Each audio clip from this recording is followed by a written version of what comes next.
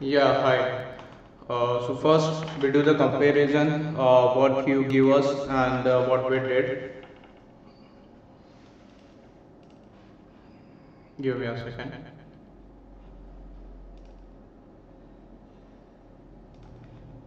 Okay, this one. Right. What the first point is the taste, right? Is what the taste. I think you have someone doing the test of that, and then the base of 2019. So it's outdated. We cannot able to use this project because it's too much outdated. So we put the project on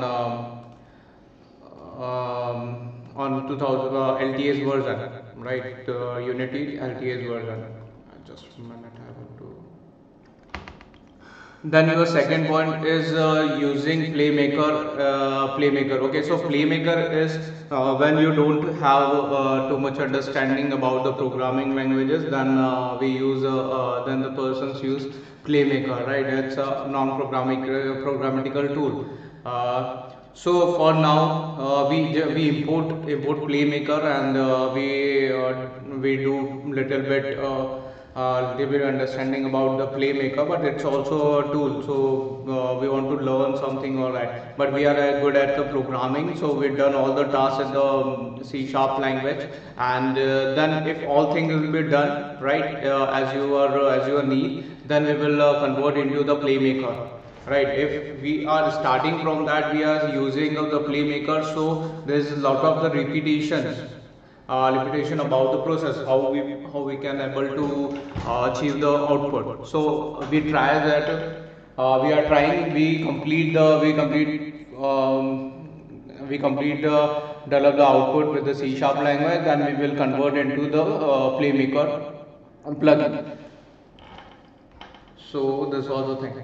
Then you have the points config GVR via controller. Okay. So for the GVR controller, Unity XR setting. So Unity we are using the Oculus with Unity XR setting. Unity XR setting is doing getting your all controller inputs from other VR devices like Gear VR and Oculus Quest, Oculus Go, all the devices. So the pretty common trigger button is very common in every device. So in most of the case we are using trigger button in our project. So I also mentioned here Oculus with Unity XR plugin. Then with the asset store, okay, this was the instruction. I followed that instruction, but it's a little bit not working somewhere. But we can work. Okay, if you have all the information that is the project is working fine as you are needed. So we will convert into the Playmaker. We are doing learning on Playmaker how to do the smoothly things, but it's little bit complex and not able to that much what you can say that modification, right? I don't think so that you've done a lots of the modification here. We also try to develop a very simple solution where you can develop the things, and you can also extend all the functionality like items. We totally guide you how to implement the new items are there, but if you have the specific need, you only want to the player maker, so we are agree that, and we will educate on the playmaker, and we will convert the whole project onto the playmaker. But first we need to approve via programming, like C sharp programming, then we will playmaker, then we will use the playmaker, right? Then the second point you showed us trigger teleportation, trigger and the select, okay, locomotion and interaction. Okay, so locomotion and interaction are already done. Locomotion is based on your hand trigger, like your hand showing a ray, and if you trigger on the teleport point, so you will teleport there. And interaction is the same. If you are interacting with any object and press the trigger, so it will come towards you, and there is hand animation will be done. So third, okay, it's second point is there. and a laser this was the same thing what you were talking about.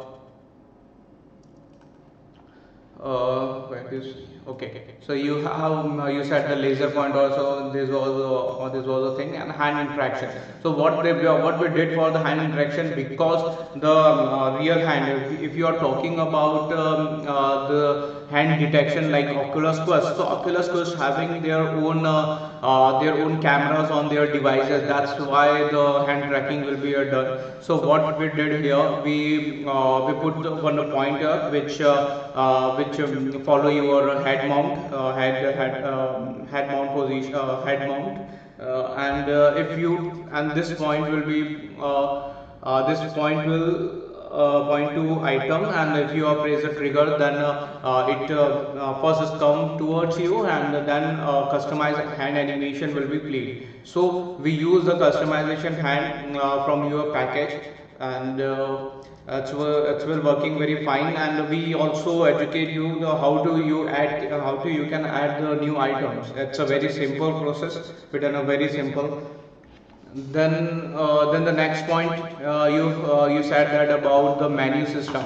So for the menu system, we develop a world space UI which integrated on our environment. There are the three options for the choose scenes. So there's two bottom buttons are there, and so if you click on any button, so this scene will be changed. Okay, then recenter view, if you click on the recenter view, then your camera your player position will be your recenter.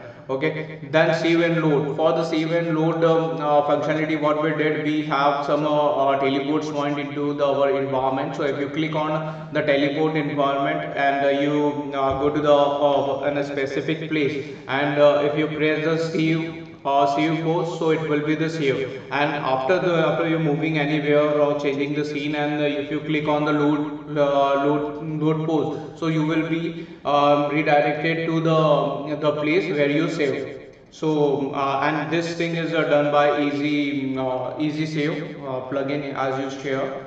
So this all the points we cover into that. So now I will show into our project. So here is a first project, and already I will share with you. And then there is the teleportation points are there.